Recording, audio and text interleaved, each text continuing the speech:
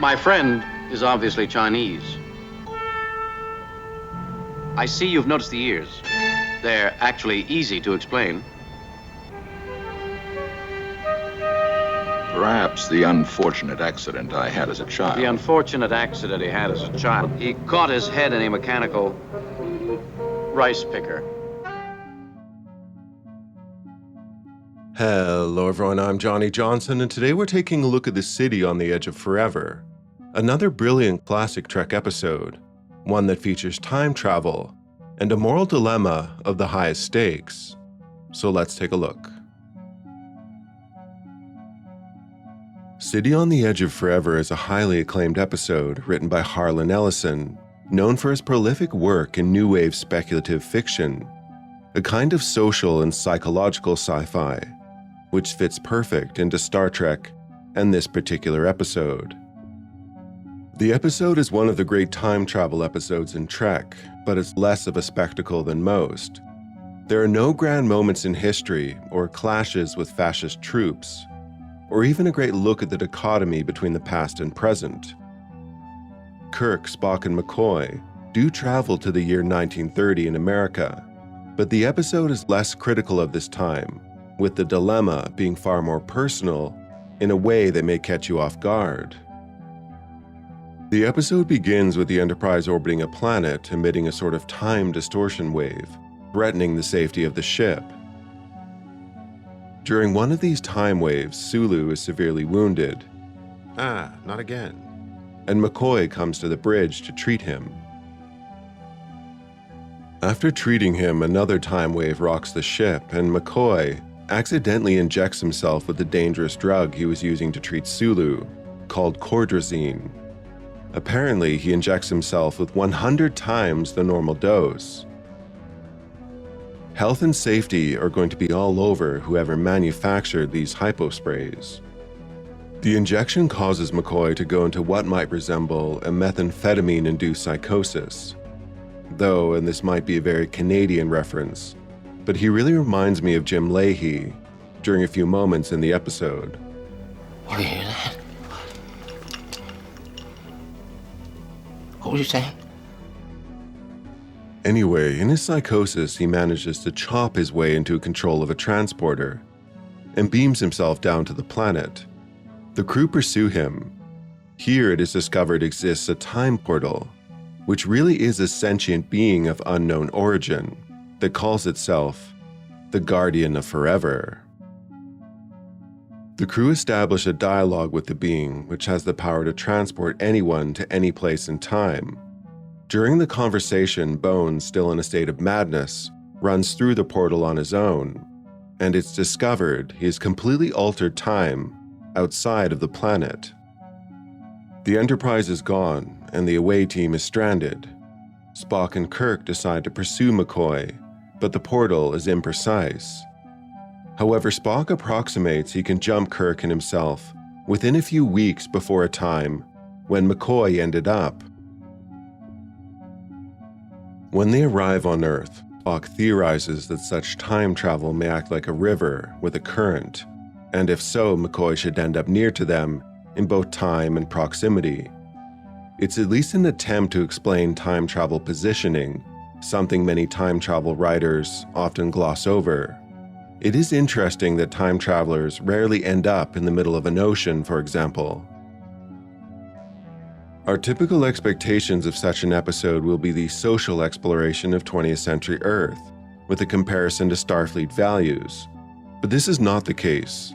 Rather, a love story develops, and it's honestly one of the more compelling love stories in Star Trek, for one crammed into a 50-minute episode.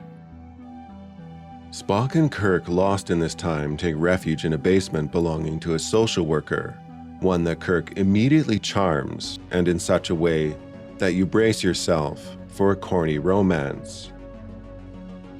However, this social worker, Edith Keeler, played by Joan Collins, flips the script. She herself might have more lofty Federation virtues than even Kirk himself. Edith runs a soup kitchen for the poor and is a paragon of humanitarian service. Not only does Edith serve man in an altruistic manner, but she dreams of world peace, exploration, and even the stars, and man's future in them. Not only does she literally feed and house Kirk and Spock, she is more passionate about their existence than even they are, without even knowing their true identities. One of the greatest and least explained Star Trek quotes comes from this episode, when Keeler says to Kirk, unknowing of his problems, "Let me help." Whatever it is, let me help. Kirk is immediately taken aback by these words, relating them to a future unknown author, stating they are more powerful than even the words, "I love you."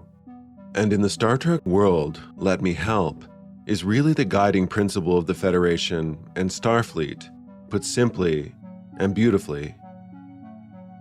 The chemistry between the two is undeniable, and Keeler's character shines.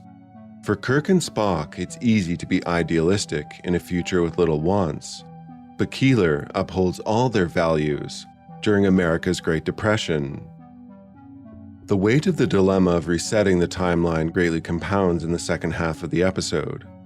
Spock, through his technical genius, has recreated a functioning computer out of what he describes as stone knives and bearskins.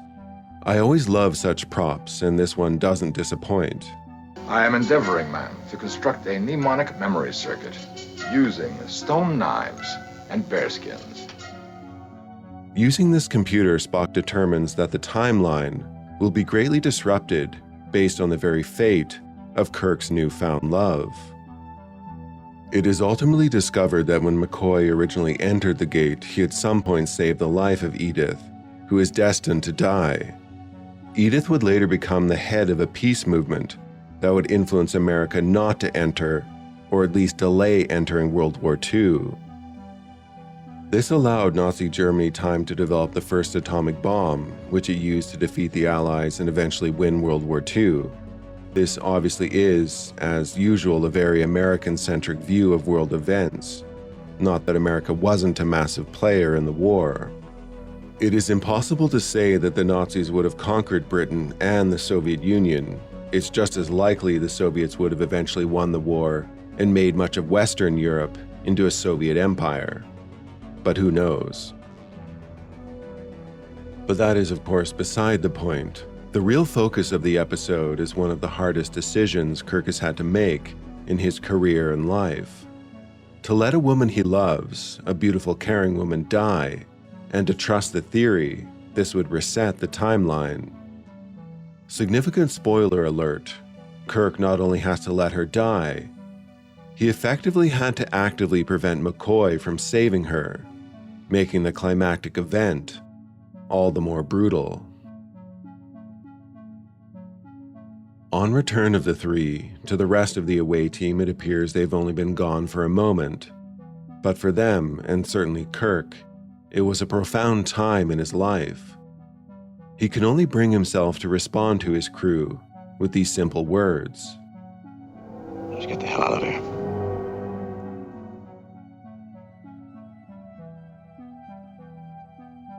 All right, I'm Johnny. Thanks for watching this review on The City on the Edge of Forever. Do take care, and have a nice rest of your day, and live long and prosper.